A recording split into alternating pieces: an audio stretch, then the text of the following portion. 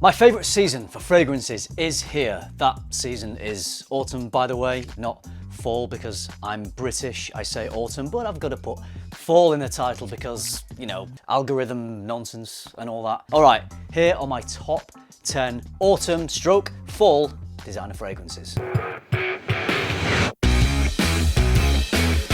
Of course, you can wear whatever you like all year round. That is up to you. But you also might like to wear slightly darker, spicier, maybe boozier fragrances when the summer starts to fade and the cooler temperatures of autumn stroke fall arrive. Autumn stroke fall is awesome. Daylight hours are reduced, so I start to get a vitamin D deficiency. There's endless amount of leaves to sweep up off the floor. I love doing that, extra jobs. Yay. Heating bills start to rise, and for some reason I scare the crap out of myself with scary movies. So many great things to love about autumn stroke fall. It's a good job I have these 10 stunning designer fragrances to spice up my life. Jean-Paul Gaultier make good fragrances. 95% of them are Lamal fragrances, but this is a good fragrance that is not a Lamal fragrance. This is Scandal Le Parfum. This is a sweet powdery fragrance that has huge amounts of likability and mass appeal.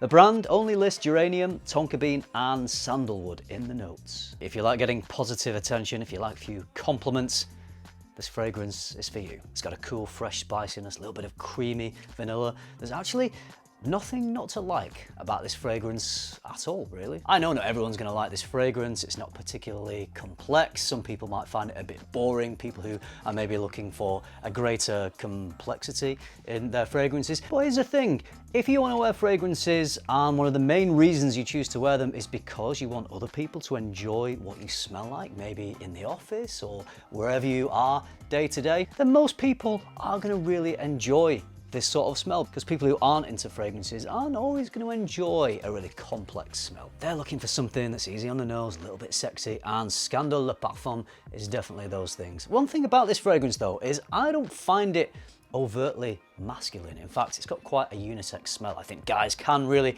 pull this off, but I also think women could pull this off. So if you're a female and you're watching this video, don't shy away from trying this fragrance because you might actually like it. It's like a sweet, vanilla-y, spicy type of scent, and you know, of course girls like those types of fragrances as well. But you know, Lamal was never the most masculine, put hairs on your chest kind of fragrance, and that one did all right. This one is for all the royals out there. I know there's plenty of you watching. If you are royalty and you're not particularly into niche fragrances, you like that very mass appealing, designery type of smell, this one's for you. It's 1 million. Royal. This one has a very royal smelling, cool spiciness mixed with a very royal aromatic lavender and a warm, royal, comforting ambery accord. Fit for a king or queen or prince or princess, anyone royal, but also people who aren't royal as well. So most of you out there, don't worry, you can wear this too. I like that Paco Rabanne took a little bit of a risk with the creativity of this. They've not pushed it as far as Dior did with Sauvage Elixir. I actually think they could have pushed this a little further like Dior did. I think it would have been an even better fragrance. And like Dior Sauvage Elixir, this one leans heavily into the spices and the aromatic lavender. It actually manages to have a little bit of satisfying complexity, which is not something you would immediately expect from a 1 million flanker. I found myself enjoying this one more than the other recent 1 million flanker release, Elixir. I thought that was okay, but a little bit derivative. This one less so. Like I said, it's a little bit more creative. Royally spicy and fresh, yet it also has some nice resinous depth to it. Really impressed with how this one has been put together. Great release and a banger for autumn, royal or not.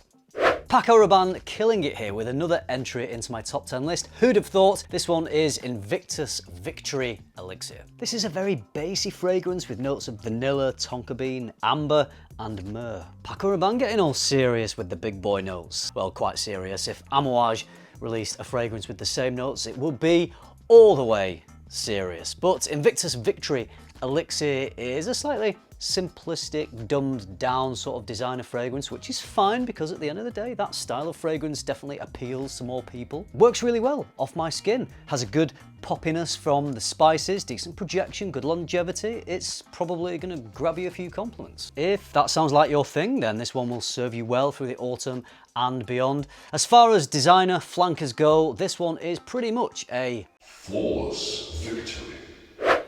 Azzaro haven't done much wrong with the Wanted line at all, including this one, which is great for autumn 2023. This is the Most Wanted Parfum. Again, we're back to quite simplistic, but sometimes less is more. This is a very nicely done, sweet, warm, spicy scent. It also has a nice bit of creaminess to it, and although not listed, I get a little bit of fruitiness and also some indolic white florals. I feel like I'm the only one who ever mentions this. Maybe it's just me, maybe there aren't any white florals in this at all, but I pick up on a little bit of that white floral, indolic, sort of heady, sensual character, and you know what, I really like it. It works well. As much as I love this fragrance, it's not an outgoing scent that you wear if you want to get noticed, if you want to get loads of compliments. If you want a fragrance like that, then I would recommend the amazing Wanted by Night. That's been in so many of my autumn lists over the years. I thought I'd change things up a little bit here and put this one in. But if you want something that is a little more dialed down, a bit more sensual, but quietly confident, the Most Wanted Parfum is where it's at. Another elixir. It was hard not to get multiple elixirs in this video because it's pretty much been the year of the elixir. This is one of the best though. I love this one. This is my newest elixir. It's Boss Bottled Elixir. Cardamom, incense, patchouli, vetiver, cedar, and labdanum. Great stuff here from Boss. I get a slightly dusty, musty sort of spiciness. I think there are some earthy notes in here with the incense as well, so perhaps that's what is creating this effect. But it smells really good. A lot more creative than I was expecting from a Boss bottled release. This actually pushes things a little closer to sort of niche creativity. Nice little bit of complexity to it, a very satisfying spicy cola type vibe, and a little bit of that signature appley fruitiness in the background. It's got a nice bit of maturity to it, and by that I don't mean it's only for older, more mature people to wear. It's still got enough of a youthfulness about it. I just mean it smells like a very well put together, assured sort of fragrance. I've been wearing this quite a lot over the last few weeks since I bought it, and the weather has been pretty warm, so I've been really looking forward to the autumn where I think this fragrance is really going to come into its own.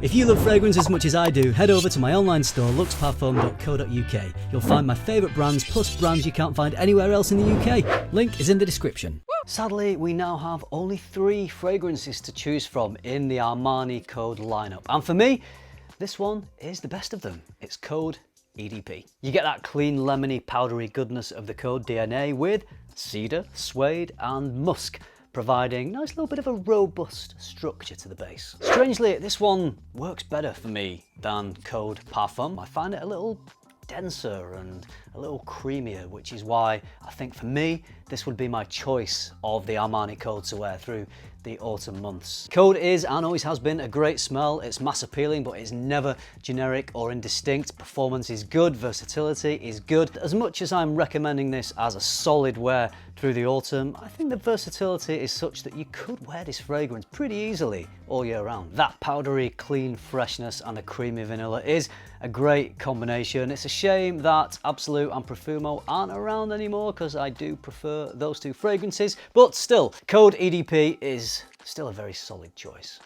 I can't actually believe in an autumn list video I've got this far in without mentioning any boozy fragrances. Well, we're going to sort that out right now because this is one of my favourite boozy fragrances for autumn. It is Dior Fahrenheit Le Parfum. Take that badass gasoline accord of Fahrenheit, smooth it out with some creamy vanilla, and throw in a cheeky bit of rum for good measure. There's also herbs and spices, bit of greenness coming from the violet leaf, which when combined with the leather gives us that famous gasoline accord, although much more dialed down and smoothed out from the original Fahrenheit. It's not as potent and it smells more modernized. Because of this, it's more reined in and sensual, but it still has enough of that badass Fahrenheit attitude. So if you want to smell like a sexy badass, this will have temperatures rising.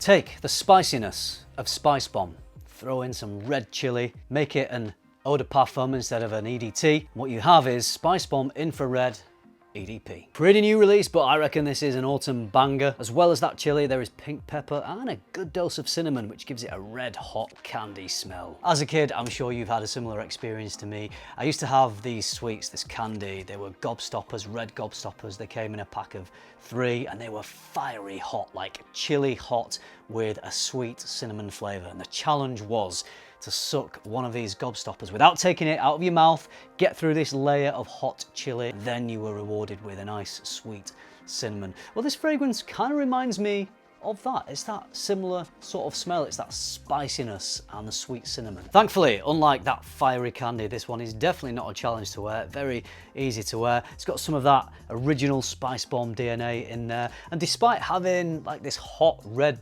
chili accord, it smells a little smoother than the original. It's a little more rounded out, a little denser, a little thicker, which is why I really think it lends itself to autumn. I really enjoy this, but here's a tip.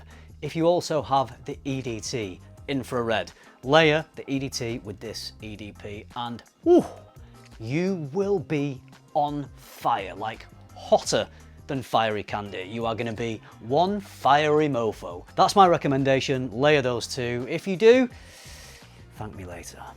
More booze is what you hear me cry most weekends, but also when I have fantastic boozy fragrance, which is next on the list. From Givenchy, this is Gentleman Reserve Prive.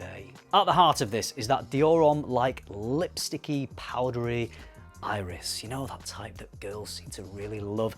Imagine that, but soaked in whiskey. Actually, it's not a completely realistic whiskey accord. I've smelt more realistic whiskies, but it is sort of in line with the type of whiskey that you might smell in designer fragrances. It's sort of a fun, candified version. Still smells great. So there's iris, there's whiskey. So far, so autumn. But then there's also woods, amber, and freaking chestnuts, for Pete's sake. See what I did there, Pete?